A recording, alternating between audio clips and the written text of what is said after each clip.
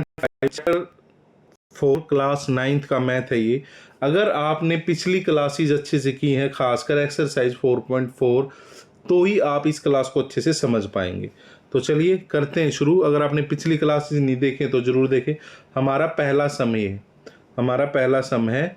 पहले हम पढ़ लेते हैं। Simplify the following rational expression assuming that the expression in the denominators are not equal to 0। तो हमें ये सवाल सोल्व करना है। इसमें हमें दो सवाल दिए गए हैं एक ही सवाल में, मतलब न्यूमरेटर और डिनोमिनेटर के तौर पे। तो पहले हम क्या करते थे, हमें एक सवाल दिया होता था, सपोज करो ये ऊपर वाली नंबर दिए होते थे। फिलहाल हमें ये सोल्व भी करना है तो मैं लिख लेता हूँ। हमें दिया होता था 3p² minus 3pq minus 18q², ये हमें दिया गया है। अब इसे, ये हमें दिया होता था, इसके हमें फैक्टर बनाने होते थे। अब हमें ये तो दिया ही हुआ है, साथ में हमें नीचे भी दिया हुआ है। नीचे क्या दिया हुआ है, p² plus 3pq minus 10q²। एक तरह से हमें डिवाइड करने हैं, तो डिवाइड करने से पहले हमें इनके फैक्टर बनाने पड़ेंगे, तभी हम इन्हें अच्छे से डिवाइड कर पाएंगे। तो चलिए सबसे पहले हम न्यूमरेटर को हम सोल्व करते हैं, न्यूमरेटर को हम छोटा करते हैं।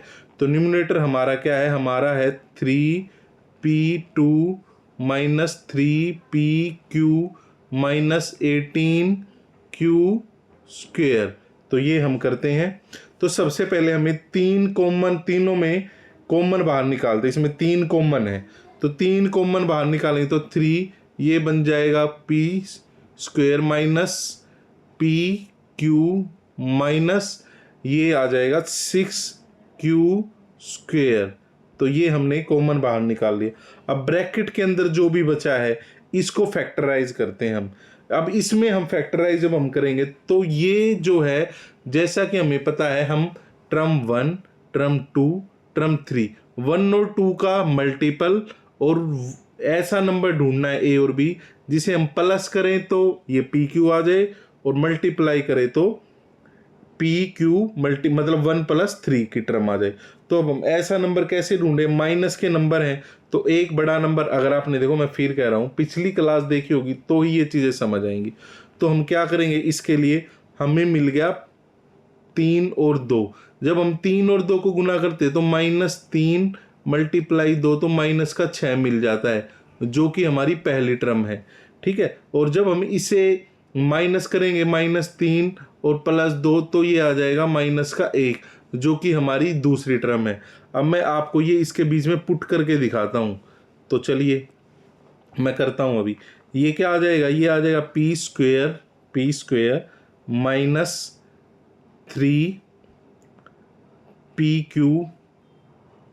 Plus 2pq minus 6q²। अब आगे देखिए बीच वाली टर्म, जब इसे मल्टीप्लाई करें तो 6 भी आ रहा है, और जब हम इसे सोल्व करेंगे -3 को और +2 को तो pq ही बचेगा। अब बस, अब ये हमारा आ गया। अब हम इसे कॉमन रख लेते हैं, जो भी हमें रखना है। तो जब हम इसे कॉमन रखेंगे तो सारी जो फॉर्म बनेगी इसकी, वो क्या बन जाएगी, वो बनेगी हमारी, जो फैक्टर बनेगा वो बनेगा p - 3q और दूसरा बनेगा हमारा p + 2q। ठीक है, ये हमारा जो है बन रहा है। तो चलिए अब 3, इसका जो शुरू में हमने कॉमन लिया था 3, ये जो ले रखा, ये इसके साथ लग जाएगा। ये हमारा बन गया न्यूमरेटर, ये हमारा बन गया न्यूमरेटर।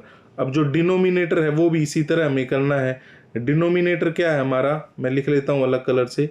डिनोमिनेटर है p² plus 3pq minus 10q²। ये मैं लिख देता हूँ, ये n है भाई। अब इसे हमें बनाना है। इसे हमें क्या चाहिए, हमें p, हमें a, ये पहली टर्म है, ये दूसरी है, ये तीसरी है। हमें कोई ऐसा फैक्टर चाहिए जो इसे -10 आ जाए, तो वो हमारा क्या बनेगा, प्रोडक्ट बने तो वो हमारा बनेगा 5 - 2। 5 - 2 हमारा बन रहा है। अब आप कहोगे ये भाई छोटा आपने माइनस का क्यों लिया अब की बार, क्योंकि देखो जब ये जो बीच की टर्म है ये प्लस है, अगर मैं माइनस को 5 को माइनस ले लूँगा तो जब इसे हम प्लस या माइनस करेंगे तो आंसर भी माइनस में आएगा। हमें सिर्फ मल्टीप्लाई में चाहिए, और मल्टीप्लाई में अगर छोटे के साथ माइनस लगा होगा तो भी दिक्कत नहीं होगी। तो इसे हम जब मैं यहाँ रखूँगा तो हमारा क्या बन जाएगा, अब हमारा बन जाएगा P square P plus 5q, और ये बन गया p माइनस 2q, क्योंकि देखो यहाँ पे pq है तो इसीलिए एक के साथ ये आ गया, इसके साथ भी q आ गया। अब ये हमारा बन गया डिनोमिनेटर। क्या बन गया, डिनोमिनेटर। तो बाकी मैं बीच का मिटो देता हूँ, फिर हम इस सवाल को सोल्व करते हैं। ये मैं मिटो दिया है ये। अब ये वाला जो डिनोमिनेटर है मैं यहाँ पे लिख देता हूँ p, एक मिनट इरेजर ये भी, ये मैं यहाँ पे लिख देता हूँ। अब हमारा क्या है डिनोमिनेटर, p प्लस 5q और p माइनस 2q। अब ये हमारा आ गया है। अब हम जब इसे सोल्व करेंगे तो अब आप इसे देख लीजिए, कॉमन फैक्टर को जब हम हटा देंगे तो कॉमन फैक्टर में कुछ कट पिट रहा है आपस में, इसमें कोई भी नहीं कट पिट रहा है ना, कोई भी एक दूसरे से नहीं हो रहा। तो यही हमारा फाइनल आंसर है। यानी जब हम इस वाले सवाल को सिंप्लीफाई करेंगे तो हमारा आंसर ये आ जाएगा। क्या आ जाएगा, ये आ जाएगा। ठीक है, तो चलिए नेक्स्ट हम देखते हैं।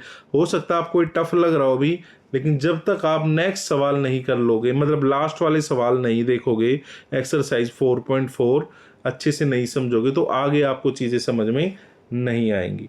तो चलिए अब हम अगला सम करते हैं।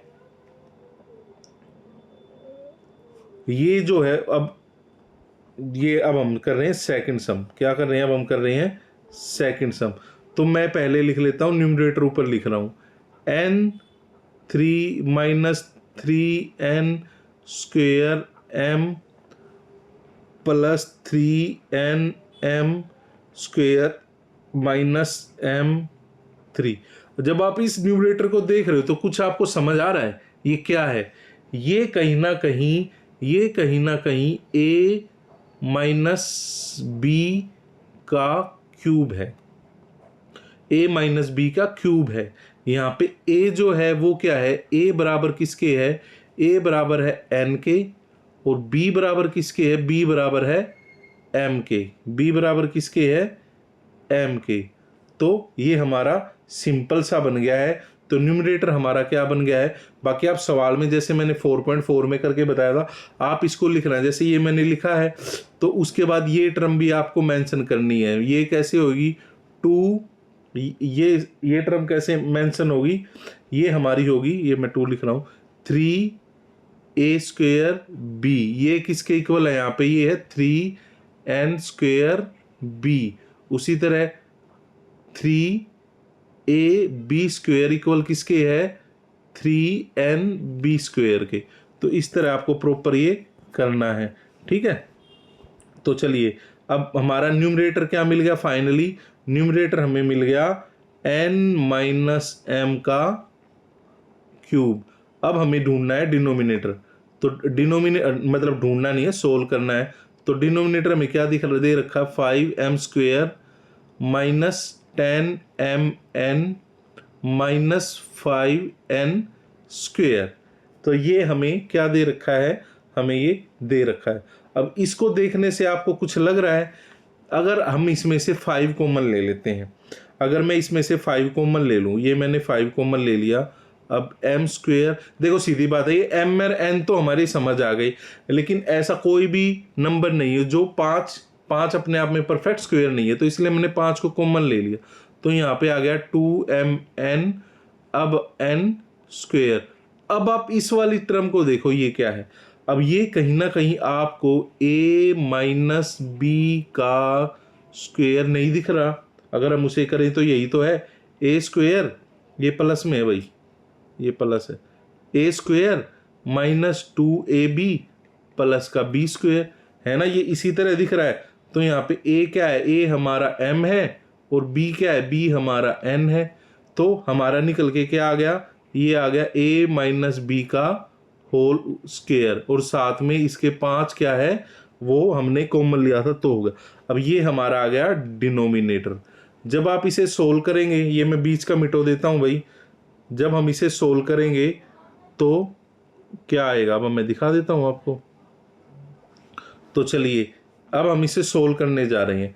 ये हो गया ऐसे एन एम का cube divide by 5n minus m का होल स्क्वायर।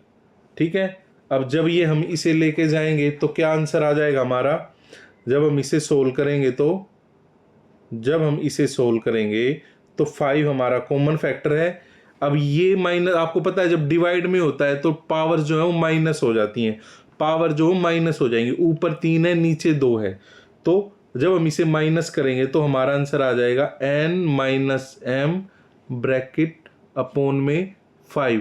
अब मैं एक क्वेश्चन पूछता हूँ, अगर ये उल्टा होता, नीचे 3 होता ऊपर 2 होता, तो हमारा आंसर आता 1/5 n माइनस एम, ये आंसर आता। फिलहाल हमारा इसका आंसर ये है, यानी ये जो इतनी बड़ी फॉर्म है, ये अगर हम सिंप्लीफाई करें तो ये हमारा आंसर आएगा। ठीक है, तो अब हम देखते हैं अगला हमारा थर्ड क्वेश्चन क्या है। चलिए, थर्ड क्वेश्चन भी हमारा इसी तरह है, उसमें भी हमें इक्वेशन को समझना है बस। चलिए मैं करके दिखा देता हूँ। ये देखिए थर्ड, तो चलिए थर्ड हमारा, ये न्यूमरेटर लिख रहा हूँ मैं पहले। न्यूमरेटर क्या है हमारा, w की पावर 3 माइनस वी की पावर 3 प्लस x की पावर 3 प्लस 3wvx। तो ये हमारा सवाल है। अगर आप इस सवाल को अच्छे से देखें तो क्या होगा, तो इस सवाल को अगर आप ध्यान से देखेंगे तो ये कहीं ना कहीं जो न्यूमरेटर हमारा दिया गया है, ये हमें ए बी और सी में दिया गया है, a minus b minus c, 3abc, यानी उसका एक एक्सटेंड फॉर्म का हमें इक्वल दिया गया है हमारा।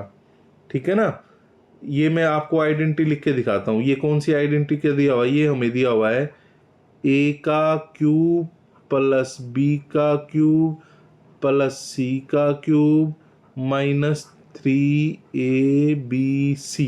ये जब आप इसको अच्छे से सोल्व करेंगे तो क्या आ जाएगा, a प्लस बी प्लस सी, और साथ में हम की कौन सी फॉर्म यूज कर देंगे, हम a प्लस बी प्लस सी के स्क्वायर को एक्सटेंड करके लिख देंगे। ठीक है, तो इसको हम न्यूमरेटर को अब ऐसे ही रहने देंगे। अब हम नीचे वाला भी देखते हैं, नीचे वाला कैसे दिया गया है। नीचे वाला हमें क्या दिया गया है, ये हमें दिया गया है वही a plus b plus square का, वो a plus b plus c का स्क्वायर, ये हमें दिया गया है। तो जब हम इन दोनों को करेंगे, ऊपर क्यूब दिया गया है, देखो ये क्या है, ये क्या दे रखा है इन्होंने, ऊपर दिया गया है a plus b plus c का क्यूब, शॉर्ट में बता रहा हूं मैं बिल्कुल, क्योंकि लिखने की भी इतनी जगह नहीं। और नीचे दिया गया है a प्लस बी माइनस सी का स्क्वायर। आप देख सकते हो यहाँ पर, देखो जब अगर आपको आइडेंटिटी याद है a प्लस बी माइनस सी का स्क्वायर करोगे तो कुछ इसी तरह आएंगी। ठीक है, और जब a plus b plus c, ओ a प्लस, ये माइनस है यहाँ पर, मैं इसको हटा देता हूँ, ये माइनस है भाई, ये जब आप इसको करोगे तो इसी तरह की कुछ आइडेंटिटी आएंगी। तो जब हम इसे माइनस करेंगे 3 माइनस 2, हमारे पास आंसर बचेगा a प्लस बी माइनस सी, ये हमारा क्या है, आंसर बच गया है। अब वो इसके अकॉर्डिंग क्या है, a क्या हमारा n है, a क्या हमारा n है, नहीं a हमारा क्या है w है, प्लस b हमारा क्या है v है, प्लस माइनस c हमारा क्या है x है। तो ये हमारा आंसर आ गया। ये जो इक्वेशन है इस तरह दी गई है। ठीक है, इसी तरह हम चौथा सम भी देखते हैं। चौथे सम में क्या है, यहाँ पे देखो आप, ये 4y स्क्वायर को आप क्या कर सकते हो, मैं समझा रहा हूँ, आप समझो बात को। 4y स्क्वायर क्या है, ये कहीं ना कहीं 2y का स्क्वायर है। 25z क्या है स्क्वायर, 5z का स्क्वायर है। और ये 20yz क्या है, ये है 2 multiply by 2y multiply by 5z। ठीक है, तो इसका मतलब हम इसे क्या लिख सकते हैं, मैं इस सवाल को शॉर्ट में ही करके दिखा रहा हूँ, इसको मिटा दूँ पहले, है ना, इसको रफ कर देता हूँ मैं पहले। देखो इस सवाल में हमें क्या दिखा रखा है, ये वाला सवाल मैंने आपको बताया भी, तो ये क्या है, ये कहीं ना कहीं है a माइनस बी का स्क्वेयर, नीचे नीचे क्या है 25z स्क्वेयर, और ये तो नीचे जो है ये एक अपने आप में एक समझने वाली चीज है। नीचे जो दे रखा है ये हमें दे रखा है क्या, ये कहीं ना कहीं a minus b, a plus b हमें दे रखा है।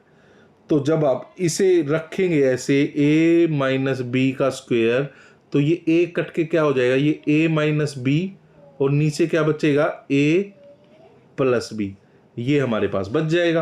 अब आप a की जगह रख लो, क्या है यहाँ पे, a की जगह है हमारा 4y, 2y है, और माइनस में क्या है, वो माइनस में है 5z, ठीक है।